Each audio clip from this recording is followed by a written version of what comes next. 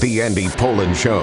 We got to go after this with everything we got, figuring they're going to come with everything they got. I'll start off by saying I'm bored, I'm broke, and I'm back. The Andy Pollin Show on ESPN 630 starts right now. So I started in the radio business in 1978, and I probably should have looked this up, but I believe the highest paid player in baseball at the time was Reggie Jackson, who was making probably $350,000, maybe $400,000 a year for the New York Yankees. A year later, Pete Rose signed his big deal with the Phillies after leaving the Reds, so he got up to, I think it was $750,000 a year. And then in 1980, Nolan Ryan got to $1 million. Okay, these are great players. These are Hall of Fame players, or in the case of Rose, would be in the Hall of Fame without the gambling. Yesterday, the Nationals held a news conference to introduce Joey Gallo, who seems like a fine fellow and is very, very easy to talk to, and the media was doing interviews with him yesterday. He's a 197 career hitter. He hits a lot of home runs, but he strikes out all the time. His strikeouts are mind-boggling. And coming up in about 20 minutes, I'm going to go through the comments that he made yesterday. Again, very likable, and did say when he looks at his lifetime batting average, which is 197, 197, he wants to throw up.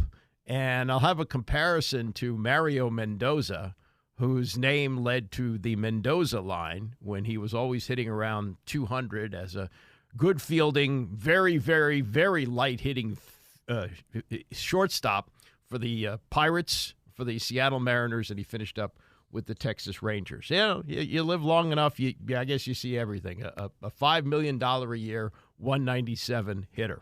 Not that he doesn't deserve it, because if somebody's willing to pay you, as Pete Rose said, you're worth it. And he got a lot of criticism, as he was already a Hall of Famer when he jumped from the Reds to the Phillies as free agency was entering baseball in the late 70s. You know, he said if somebody's willing to pay you that, you're not overpaid. You know, people, how could you pay Pete Rose $750,000 a year? That's insane. Well, you know, that's what the market bore at the time, and the market bears at this time a $5 million a year contract for Joey freaking Gallo. So anyway, he had a news conference yesterday, and we'll get to that. Tony and Mike with their thoughts on the Super Bowl last night from PTI. I'll play those in the 10 o'clock hour.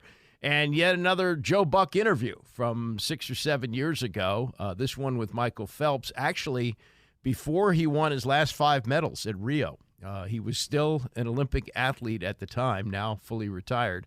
But this interview was done, and he was quite emotional and very honest about having to go into rehab after his last DUI arrest when he was picked up before the Rio games, and apparently has turned his life around. He's got 4 kids now, 4 kids, and won't have as many kids as he has medals, but he does have now 4 children in a relatively short period of time.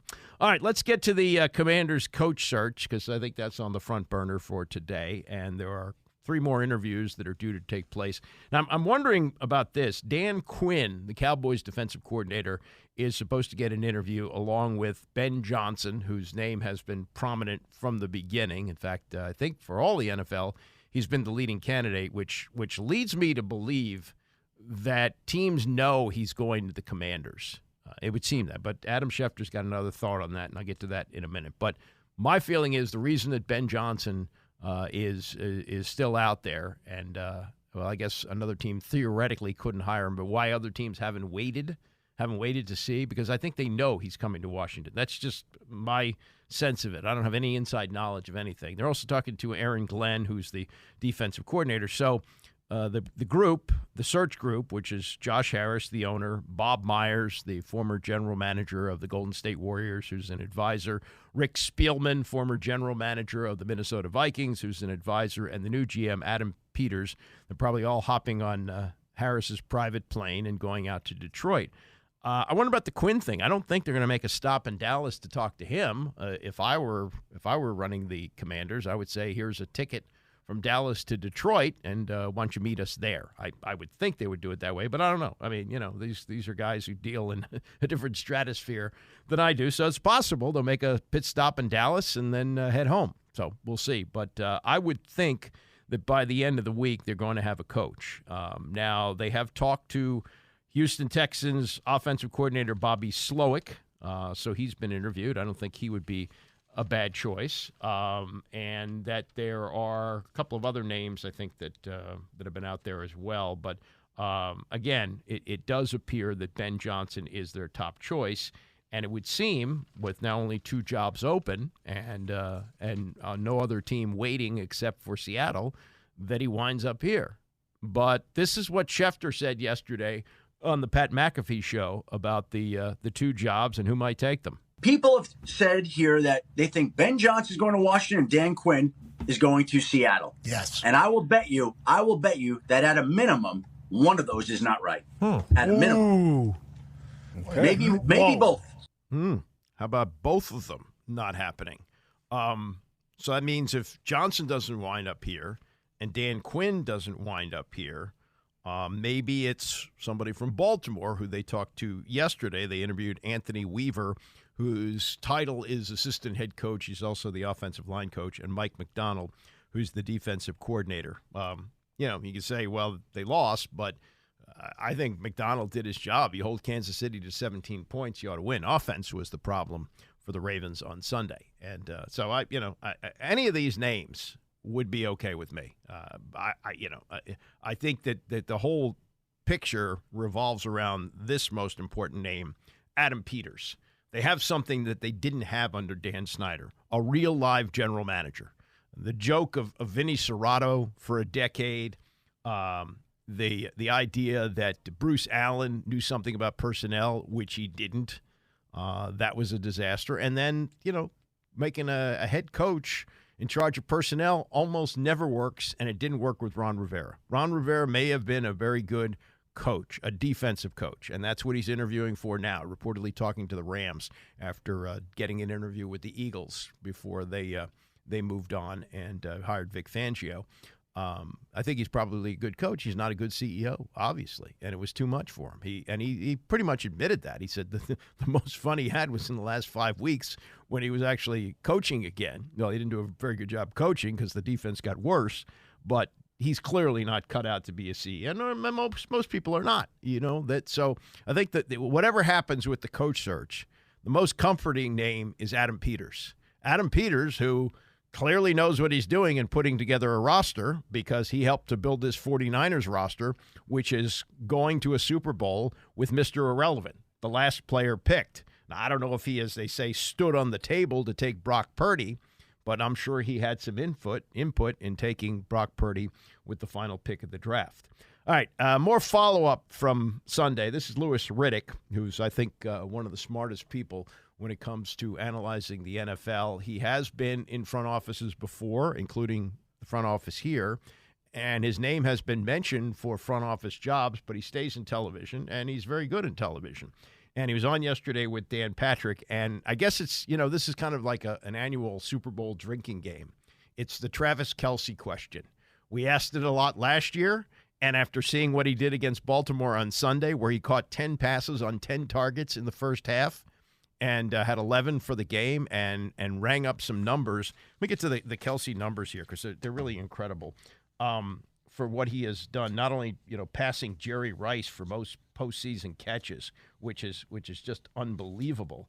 The fact that he has gotten these numbers, 156 postseason, most in history, moving past Jerry Rice. He also now has 14 playoff games with at least one touchdown, which is tied with Rice for most in NFL history. He's a Hall of Famer for sure, but he also has this unbelievable knack for getting open. And this is Riddick with an explanation of why he's able to do it. Free access to guys like Travis Kelce, meaning you let them off the line of scrimmage and let them kind of work against. It's not really spot drop zone, meaning you just kind of run to a spot and look at the quarterback. It's more man match zone, meaning you match guys once they come into your zone. But nevertheless, he's too good to allow him to play positional basketball basically against you, especially when you have a quarterback like Patrick Mahomes who is on the same page as him, where you they kind of like to have this unspoken communication to where he knows where to move, slide, find zone voids. And Patrick is just so good at being able to determine and, well, first of all, move defenders where he wants them with his eyes, with pump fakes, ball feints, whatever you want to call them. And then they're able to just kind of pick you apart. Now, two of Travis's best catches yesterday were against man coverage situations where Patrick could only put it like on the fourth down conversion where he's rolling right. They have it shut down. And he comes back and he throws that high pass, that high deep crosser to Travis Kelce, where that's a Hall of Fame throw, a Hall of Fame catch by a Hall of Fame quarterback and a Hall of Fame tight end. And his first touchdown against Kyle Hamilton is also man coverage. So you're sitting there going, look, we have our best guy, Kyle Hamilton, first team All-Pro, on their best player, and he just won. Yeah. So sometimes there's nothing you can really do. But during the times when you can do something like not allowing him free access, not allowing him to pick you apart against zone defense, that drives me nuts. And look, he's made a living off of that his entire career. And that's why now he's the most productive postseason pass catcher in the history of the NFL. Not by accident. He's good, but a lot of people have helped him get there in terms of poor defensive structure and game plan. Keep in mind that Louis Riddick is a former defensive back in the NFL, so he's looking at it from a defender's point of view. Like, hey, we can have a better scheme to cover this guy, and maybe they can, but the consistency with which he's done it, not just during the regular season, but more importantly in the postseason. 156 career catches just in the postseason. That's a half-decent career.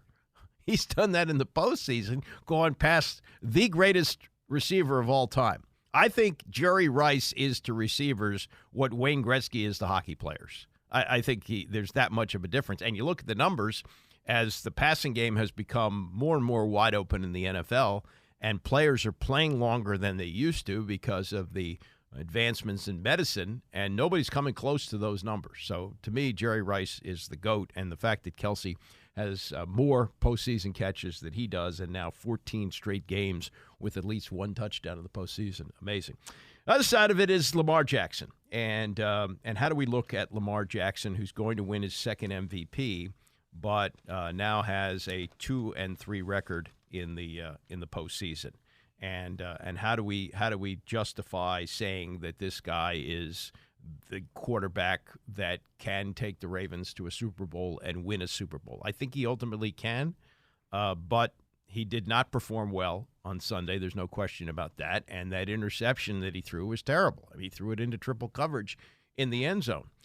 So now this question to Riddick from Dan Patrick yesterday was, okay, he's going to win his second MVP. But going forward, if he has seasons like this, regular seasons, will voters look at it and go, yeah, he really does well in the regular season, but he doesn't perform in the postseason, therefore he's not an MVP? Is it possible that voters look at it that way? I don't think there's any question that it'll play a part because they're human beings that are voting. People don't forget.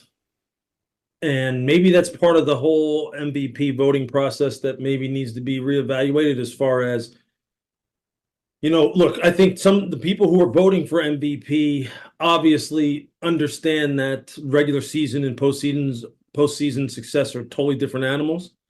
And if you're really going to be considered one of the greats of all time, what do most people kind of use as the standard for that? It's what you do in the postseason, right? And so MVP is supposed to represent, as we move on through history, it's supposed to represent a significant achievement. You're the most valuable player, not during the regular season, but overall for your football team. You're supposed to be a guy who impacts winning at the highest level at the most crucial times. And so people are going to say, well, Lamar wasn't able to impact his football team and help lead them to wins at the most crucial of times. And that being the situation yesterday. Now, there's a number of different reasons why things didn't go the way they went yesterday. And some of that has to do with him. There's no doubt about that. A lot of it has to do also with, could they have been more balanced? Sure. Should you give a ton of credit to the Kansas City Chiefs defense? There is absolutely no question. But to get back to your question, for sure, Lamar knows this, you know this, I know this, we all know this. He will be judged based upon what he does in the postseason, the same way we're judging Dak Prescott, the same way we judge Josh Allen, and the same reason why we love Tom Brady and why right now, well, not right now, when it's all said and done, we'll love Patrick Mahomes. Yeah, well, Patrick Mahomes, people mentioning him as the GOAT now. Even Jay Gruden put that out on Sunday, which is ridiculous to me. I mean, maybe at the end of his career, and he has a shot. What is he, 28 years old? So it's possible he plays till he's 40, and with 12 more years, and if he wins number 3 this year, could he win 4 more over the last 12 years of his career? Yeah, he could, or 5 more. So at that point, yeah. Now, the eye test tells you he's a better athlete, obviously, than Tom Brady, and he appears to be as creative on the field as Brady was. So on balance, if he winds up with 7 Super Bowl championships, would we judge him as the greatest of all time? We might. Certainly if it's 8, we do that. One last cleanup on the Ravens, and this goes back to the pregame for Sunday as Justin Tucker was warming up at the end that the Chiefs were using. And we can either look at this as, oh, boy, they messed with the Chiefs and look what they got, or it was just, just one of those things that goes on during a pregame, no big deal. But, Tucker is warming up in the end zone, and there's Mahomes and Kelce warming up. And so Kelce takes Tucker's helmet and his tee and his practice ball off the turf and casually tosses them out of the way. And there's some words exchanged on all that, and it got into the pregame shows, and oh boy, look at this, what happened. So Tucker was kind of anxious to clear this up yesterday. They had the locker clean out in Baltimore, and here's what he said to reporters about that pregame incident. I thought it was all just some gamesmanship, all in good fun, but they seem to be taking it a little bit more seriously, I'm totally willing to let it all go, but I just wanted to explain that that's just what I've done for 12 years, and it's not like I'm out there trying to be problematic. I'm just trying to get ready for the football game, just like they are. You didn't say, that's all I really got to say about it. Okay, well, just to be clear. Have you ever had in those 12 years of doing that? Have you ever had an issue like that before? No, like I just said, never had an issue with anybody. We're all, at the end of the day, we're all professionals, just trying to get ready for the football game. Those are 2 of the best players that have ever played the game at their respective positions. They're just trying to get ready for the football game. Obviously, it's an intense environment, so it's really whatever to me, man. I'm just trying to get ready for the football game. You said nothing. You just let it go, right?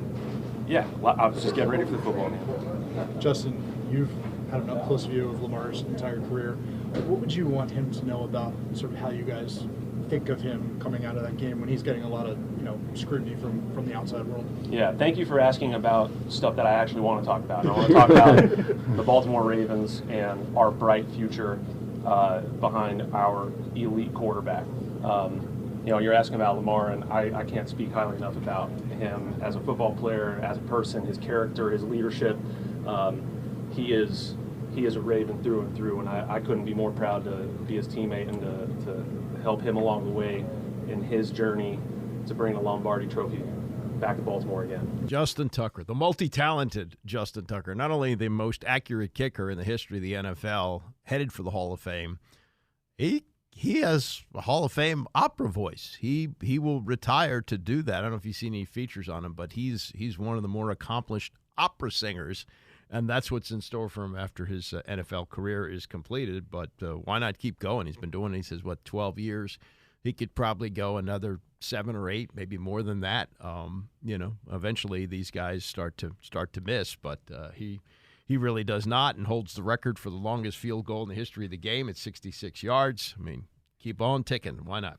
Coming up, get it from Joey Gallo as he held his news conference yesterday, introduced by the Nationals, and I will give you some numbers that just blow my mind, and maybe they shouldn't. I got to understand the analytics of baseball, I guess, a little bit better But just absolutely incredible to me that a 197 hitter is making $5 million a year. Stay with us. It's the Andy Pollin Show, ESPN 630. The Andy Pollin Show on ESPN 630, the sports capital. Lots more Super Bowl talk coming up in the 10 o'clock hour. What Tony and Mike said about it last night on PTI. Also, more from the Joe Buck interview series today. Michael Phelps, the most decorated Olympian of all time, more gold medals than anybody else, and a whole bunch of countries. He dominated swimming for over a decade, and we'll hear some of that conversation coming up in the next hour. In the meantime, hop up on my knee. I'll give you a little history lesson if you're too young to remember picking up the Sunday paper and reading the batting averages of all major league players. This is obviously pre-internet. And it was also before the days, and people forget this. They take it for granted that when you look in the box scores, you see the batting averages of the players. That didn't start to happen until the 80s with USA Today. They started that.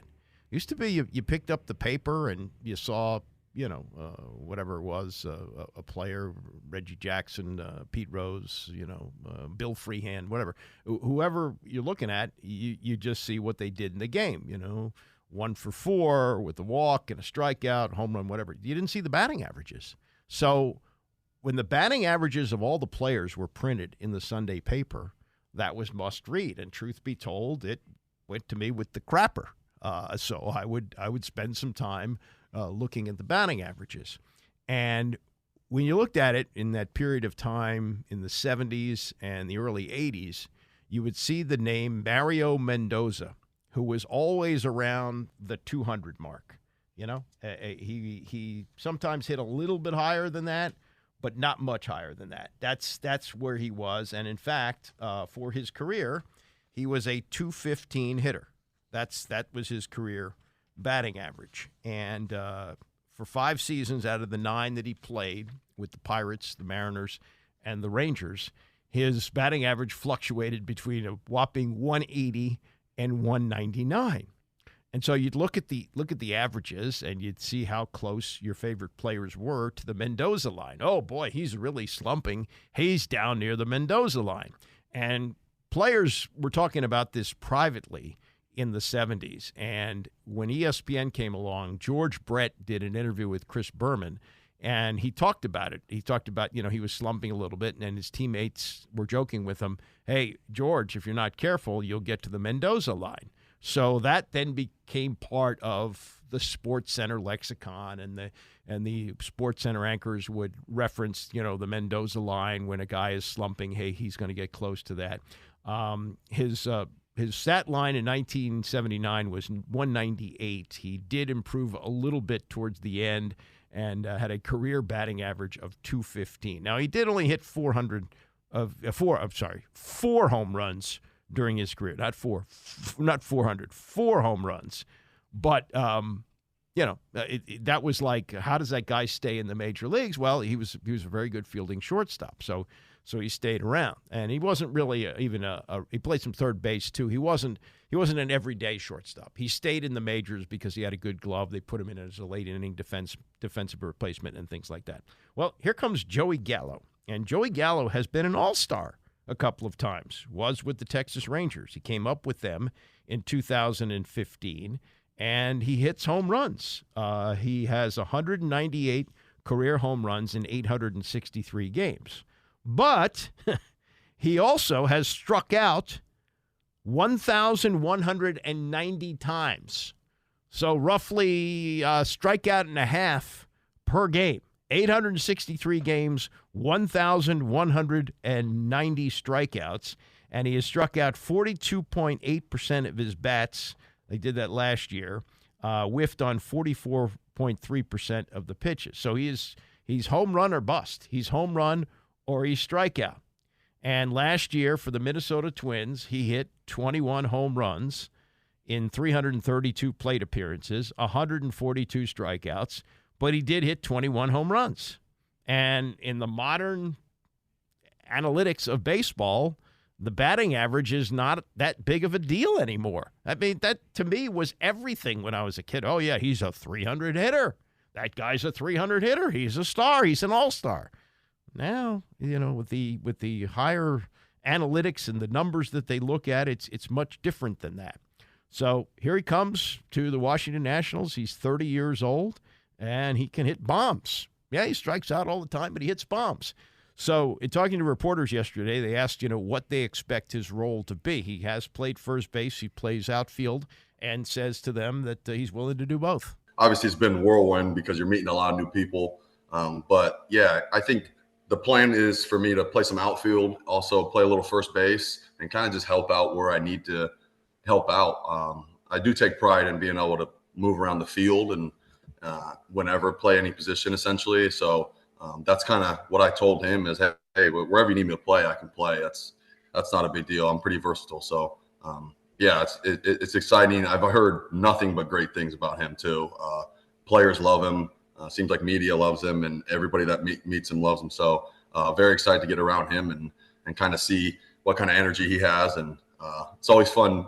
I've seen him get thrown out a few times. Pretty entertaining. So I always love that. Him is Davey Martinez. Not really known for getting thrown out. He did get thrown out of a World Series game in that Trey Turner play where he's ruled out of the baseline. But yeah, he is highly regarded by the players. And if you listen to what they say he's always got their back.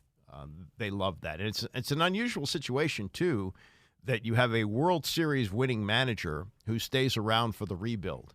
But I think that they feel like Davey Martinez is the right guy for that, and I think Joey Gallo will enjoy playing for him. As for the numbers, it's not even the elephant in the room because you always have stats attached to your playing career. People know what you do. So, he's got to talk about being a 197 career hitter coming off a year where he hit 177 and earned a $5 million contract with the Nationals. So here is the Joey Gallo look at those career numbers. Obviously, we all kind of know in this day and age, there's a lot of different numbers that you can look to and analytically point to. For me, obviously, I am a slugger. I want to be more than that. I don't really like being known as just like some strikeout home run hitter guy. Obviously, it's not really my plan when I was growing up to be considered like this 3 true outcome guy.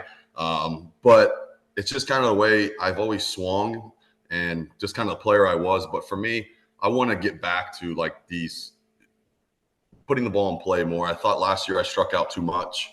And you got to put the ball in play to make things happen too. So I think last year was tough with that. But for me, to answer your question, OPS, isolated slugging, I don't look at average because I want to throw up if I do. So I got to relax on that one. But for me, I'm a walk guy.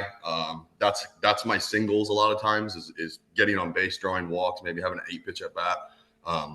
So for me, it's on base, OPS, things like that. Obviously, I would like the average to go up. It's not like I'm against hitting higher average, but it's a little hard. So, but yeah, it's more of those stats for me, more of the stats for like a slugger. Looked at his batting average and wanted to throw up. Not the only one. The strikeout numbers again: 332 plate appearances, 142 strikeouts. He's striking out almost half the time. I mean, come on. But again, the analytics say, hey, we want you to hit for power, and with 198 career home runs, if you can hit, in 25 bombs for us this year, that means a lot. Now, as far as coming to this team, he spent the first part of his career with the Rangers, came up in 2015, played with them through 2021, and spent the last 3 years between the Yankees, the Dodgers, and the Twins, and now winds up in Washington. And he's looking at this team versus the one he started with in Texas, which won the World Series this past year. It reminds me of that Ranger situation where we have those young guys, and yeah, we might not be contending right now, but there's still very important at-bats to be had. There's still very important games to be played. And this is where I think young guys, it's almost nice to get that opportunity to a guy can just go play and there's really no pressure yet. I thought that's why when I got to Texas, it was an ideal situation because I just got to play, and I got to play a whole season without having to worry about necessarily, we're not winning the World Series this year or whatever. And not to say that I don't think we can. Washington, you never know what's going to happen. Baseball happens all the time. It's crazy. But I think understanding for the younger players is my advice for them would be just focus on development. and make sure you're not getting too caught up in the results every single day. You're more caught up about the development of it, because that's going to take you a lot longer in this game than, if you're just worrying on short-term success. And that's something I need to work on as well. So, I like being able to kind of just work with young guys, and because I know how hard this game is, and I've been through a lot in this game. And I want to be able to help those young guys so they could maybe have advice that they could use when they fall into a tough situation to get themselves out of it. So that is new Nats slugger Joey Gallo. You expect to see him at first base this year. And some in the outfield, you expect to see him hit some home runs, and you can be certain that you will see him strike out. He strikes out all the time, but says he's going to look to put the ball in play a little bit more. He does walk a lot, which power hitters do, and maybe he's going to be a big addition. Sounds like he's very good, talking to people, very good in interpersonal relationships, so may be able to help the younger players. But yeah, it just again, and to be somebody my age and to remember the Mendoza line, to remember reading the Sunday paper and looking at the season statistics for the players who were always listed then. That was the only time you'd see them, because you didn't have an internet to look it up, couldn't look up on your phone. And to see a guy who's a career 197 hitter get $5 million, kind of hurrah. Way to go. I got a text yesterday from a friend of mine who was listening and was not happy with the way I was criticizing Tony Romo. I just talked about my observation from Sunday. I saw a tweet from Chris Nockey, same thing, that when you watch Greg Olsen in the first game and you transition to Tony Romo, there's a clear difference. Olsen is a star now. This is creating a really sticky situation for Fox, in that they're due to pay Tom Brady $37.5 million to move into the number one spot, and they got to demote a guy who is being celebrated as maybe the best analyst in the business right now. He's worked at it, and he's really good at television, which is not as easy to do as you might think. You got to make your points quickly, and you got to make them succinctly, and he's done a really good job. So when you saw that transition from Greg Olsen to Tony Romo, and the difference in salaries like $12 million, I think Romo makes 17, and Olsen makes like 5, and you go, whoa, something's not right here. And Romo got that money because he burst on the scene as a star. This was something new. He was predicting plays. And that game that Kansas City played New England, and New England took it down the field after winning the toss in overtime to score the touchdown and advance to the Super Bowl, he was telling you what was going to happen on every play. He went, whoa. And Jim Nantz was calling him Romos Tedandros, or whatever, Romos Nostradamus was how he put it together. So anyway, Romo got this reputation, and he was becoming a free agent at just the right time, didn't have a contract, and was able to negotiate this unbelievable deal of $17 million. And people said, well, he's the best of all time. Well, I don't think that helped him any, because when you reach that standard where people say you're the best and you're getting money that's, outrageous, like nobody, even John Madden didn't even for his time come close to that. And you go, whoa, what are they doing here? You expect somebody to be at least as good as he was when he first started, and it sounds like he's regressed. Now, Jimmy Traina, who writes a kind of a media column at SI.com, wrote about this yesterday. And he said, yes, there is a lot of criticism on social media of Tony Romo, but, quote, I thought Romo had a very strong first half. He predicted the Chiefs would throw on 4th and 2 in the first quarter. They did and converted. He said the Ravens would go on 4th down in their own territory in the first quarter. They did, and they made it. He repeatedly talked about how the Chiefs weren't going to be able to gain many yards on the ground against the Ravens' interior defense, which bore out with Isaiah Pacheco gaining just 68 yards on 24 carries.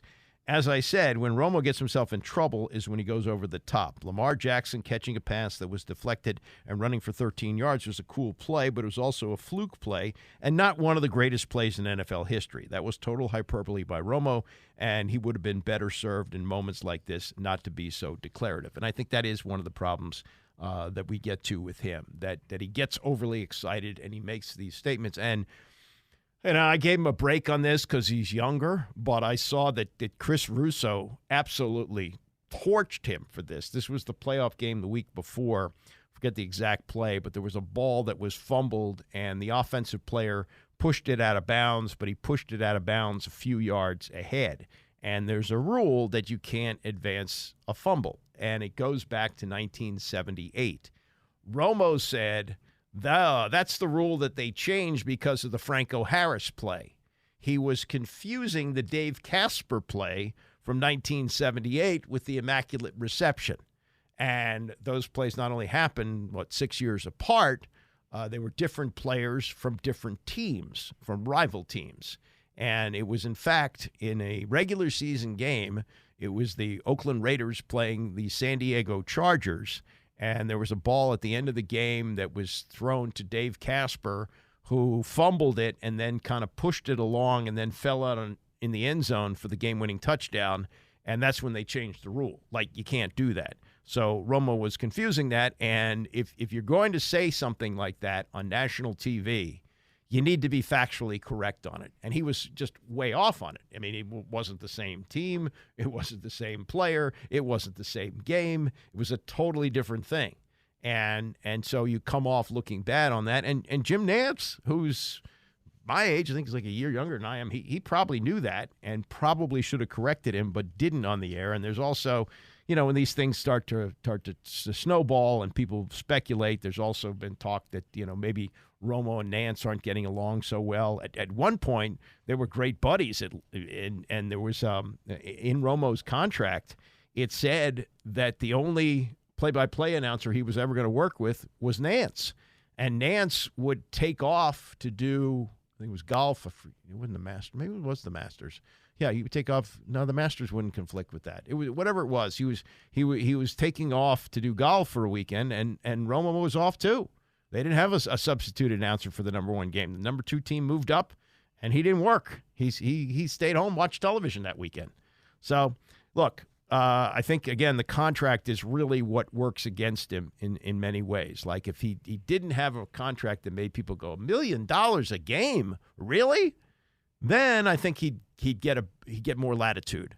But because he's considered to be, or was, at least when he signed the contract, the best to have ever done it, and clearly isn't doing the homework that he used to do and isn't doing the kind of things that made him so noticeable when he started, like, how is he predicting what's happening here? Then you get that, and that kind of comes with the territory. And, he may just continue like he is and be a pretty mediocre number one guy, and there have been reports which have been denied, but also reported in various places that the CBS executives have had a powwow with him, like, you got to work harder at this. And maybe that will turn it around and he will go back to doing what he was doing before or have something else in his arsenal. But he clearly, to me, has regressed rather than gotten better. It kind of reminds me of RG3 off the field. Griffin had that incredible rookie year and then, fell off the planet. Not that Romo would do that, and at least with the quarterback, you can bench him and not play him. With an announcer, you have to put him in the booth. But, he's not as good as he was when he started, and people are noticing. And they notice more because of the contract that he has, the incredible deal. All right, next hour, Tony and Mike on the Super Bowl matchup. Plus, we'll hear from Michael Phelps on his incredible life story. Stay with us. It's the Andy Pollin Show, ESPN 630. Now we start every day at 9, and now we go to 11 every day. Tony comes up at 11 o'clock. Today, Mike Gallo is in for Tony. He does a show 3 days a week, and that's how we roll through the morning up until Greeny at noon. We have reached Super Bowl hype time. Got a lot of time to do it. The bye week allows that to happen. The NFL likes that extra week of hype. Next week, everybody rolls into Vegas for a week, and I don't even know if Radio Row is still a thing anymore. I did so many of those over the years. You sit in a ballroom at a table. At its peak, there may have been maybe 120, at least 100 radio stations broadcasting there, and a feeding frenzy for guests who would come through. It's, became formulaic after a while that a big name would attach himself or herself to a sponsor and then roll from station to station to station, and you could hit, 10, 12 stations in a day if you wanted to, and it was an assembly line. And Adam Sandler, who I don't think he really needed it. I think he just liked doing it. He was great at this. He would bring his crew, and they would be promoting a new movie. Kevin James and Chris Rock, whoever else was with him, and they would go from table to table and do 5-7 minutes with you, and then move on to the next. And he would treat it like that was the only interview he had ever done. You know, he was really good at it. And others not so good. Others treated it like a chore. Often they were ex-Super Bowl stars, and they would talk about the great moments, and then you'd plug their product, and they move on to the next table. Again, I haven't done that in 10 years, but it may still exist. I don't know. But it's all part of the whole Super Bowl hype machine, and you get into stories. How much can you talk about the game for a week? You got to do other things, and there's so many other side stories to talk about. But this one, to me, is staggering. We talk about tickets every year. Tickets are a big part of the picture, and I'll just give you my ticket story. The first Super Bowl that I went to, I went with a friend of mine who we still like to go, and the last one we went to actually was in Houston. We didn't go to the game. We liked the atmosphere and everything, and at that time we thought maybe we could get into the game. It was at the Superdome. It was Super Bowl 12. It was the Dallas Cowboys and the Denver Broncos. Denver Broncos coached by Red Miller. The former Cowboy quarterback, Craig Morton, was the Broncos quarterback, the Orange Crush, as they were known. And we went to New Orleans without tickets. We didn't even have a hotel room. We wound up sleeping in his car, I believe. And, we did the whole touristy thing. We ate at Cafe Benet and all that, Cafe Du Monde. The Benets at Cafe Du Monde. That's what they are, the French donuts. And the whole thing. So want to get into the game, and we didn't have a lot of money. And $50 was a lot of money. And we thought, maybe we can get a face value ticket somehow. Somebody's got extra tickets. Who knows? And face value at that time, believe it or not, this is 1978, January 1978. I think it was around $25. I think it was. And the difference between $25 and $50 to me at the time was a hell of a lot of money. And there was a guy at the door who I guess had paid off a security guard and was letting people in for $50. Now, we didn't think it was worth it to risk it because if we gave up the $50, that was basically all we had. And if we didn't get in the game, we'd be out of luck. So we didn't go to the game. We went to they didn't even have sports bars there, but they had a bar at the time. It wasn't called sports bars. And we watched the game on television. So anyway, fast forward to January of 1983. This was the 82 Redskins. At that point, I'm working in Dallas, and a friend of mine, he's I forget where he was working, but he's in L.A., and he's got a hotel room. And he says, why don't you come, and we'll see if we can get tickets. Now, this was the strike year. This was 82, so it knocked out half the year. And the game was played in the Rose Bowl, which seats 100,000 people. And, people were a little bit fed up with the NFL. There was also the assumption that Dallas was going to be in the Super Bowl. In fact, all the gear that they had printed up for the NFC team was blue. And the Redskins had that incredible NFC championship win over the Cowboys and advanced to the Super Bowl. There was only 1 week in between, so there wasn't a lot of time to make travel arrangements. And it was the Redskins playing the Dolphins. And because there was a compressed period of time, because, nobody knew until a week before what was going to happen, because it was such a big place, 100,000 people, it was a buyer's market. And 2 hours before the game, he had a couple of his other friends with him there, so it was 4 people. We bought 4 tickets together in the end zone for then face value of $40 a ticket. $40 a ticket in 1983. And if we'd have waited, because it was such a buyer's market, if we'd have waited until like half an hour before kickoff, we'd have sat on the 50-yard line for like $5. That's how many tickets were available for that. Well, here we are at Super Bowl 58, and it's in Las Vegas. And oh my God, the prices. USA Today with this story. This Super Bowl, most expensive ever, according to SeatGeek and TickPick, with average prices ranging from $9,800 to $12,000 on the secondary market. That's per ticket. For reference, it's 70% more expensive than Super Bowl 57, last year's average of $57.95. So almost $5,800 last year, $9,800 this year. Cheapest ticket to the game can be found on TickPick, which costs $8,414, including fees, as of Monday afternoon. I like watching the Super Bowl on TV a lot. If somebody gave me a ticket, I would be interested in going. $8,000? $8,000? That's the cheapest ticket that you can get in? Now, they ask the question in the story, why is this so expensive?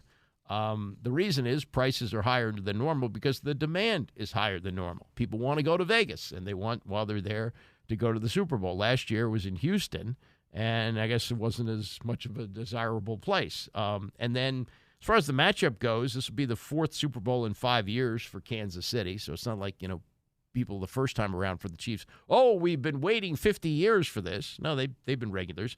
49ers have been to more recent Super Bowls than most teams, a rematch from Super Bowl 54 only 4 years ago. But they say that 25% of the tickets are bought by California residents. Well, it's a big state, got a lot of people. But what they're telling you is because of the Vegas effect, it's costing you that much more money. Also this, just from the last time that these two teams played, they played in Miami, Super Bowl 54. The average ticket cost was $6,500.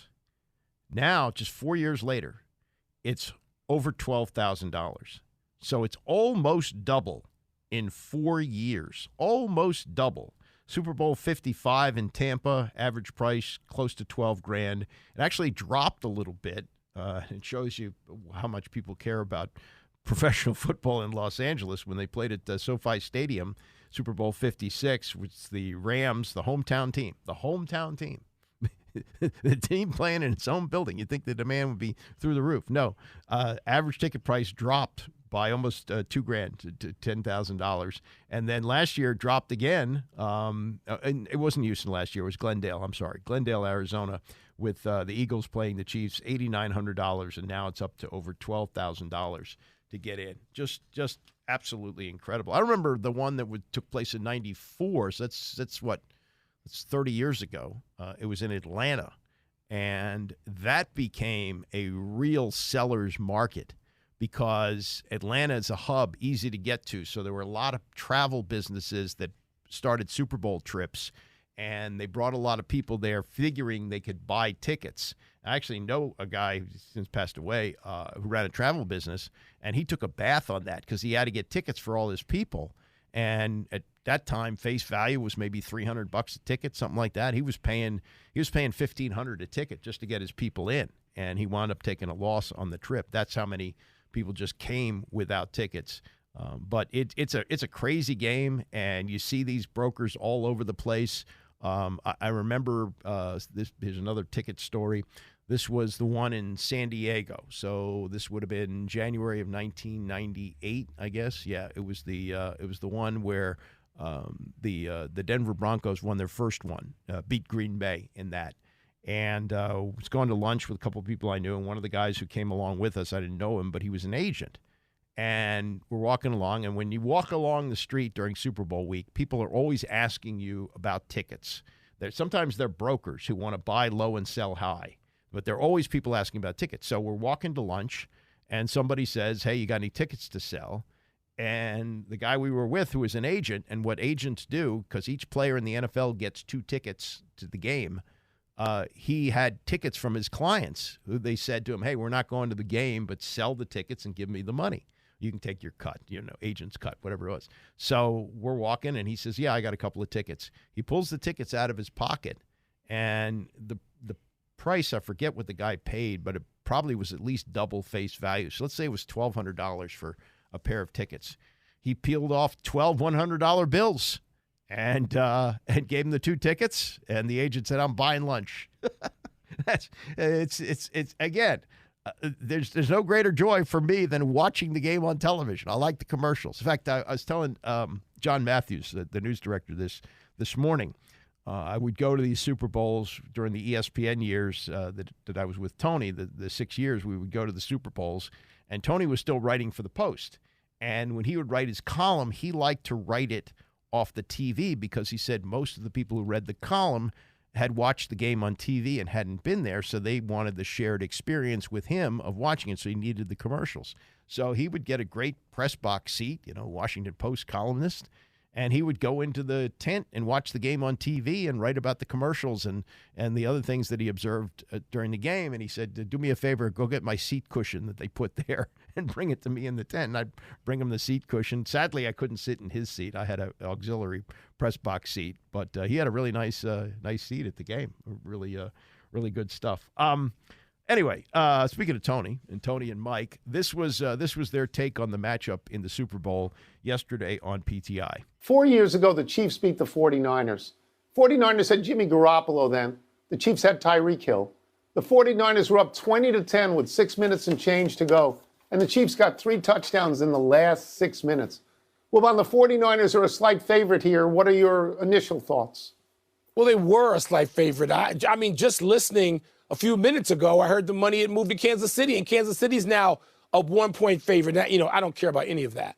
It doesn't matter in the least, not to me. Tony, it's a game of 2 Titans in the league this year. I don't know that anybody's an all-time great team. Kansas City can just prove, sort of like the 49ers of the 80s proved, that when you keep it going, or the Patriots, of the aughts and then the teens, proved that when you keep it going, that's a specific form of greatness that may be different. I don't know that either one of these teams is an all-time team, great team for this season, but I'm ready to watch it. I don't have any skin in the game. I don't have a favorite. I'm happy to see Patrick Mahomes play again. I'm happy to see this group of Niners play again. I'm happy with the 2 teams in there, but that's a pick-em game to me, and that's as far as I go with the gambling. My initial thought on this, because when it opened, I thought it opened at 2 points, San Francisco -2. So my initial thought then was, are you allowing me to bet on Patrick Mahomes and you're going to give me points? Where do I sign up for that? Now, it may have moved because so many people bet on Kansas City because of that. On Kansas City, yes. I'm going to take issue. I'm going to take issue with you on one point. When you talk about who's not a great team, I take issue in this sense. I still smile at the fact that you called Kansas City a dynasty of one. A dynasty of one was the Super Bowl Shuffle Bears. They were a dynasty of one. That's right. This is now 6 straight AFC championship games.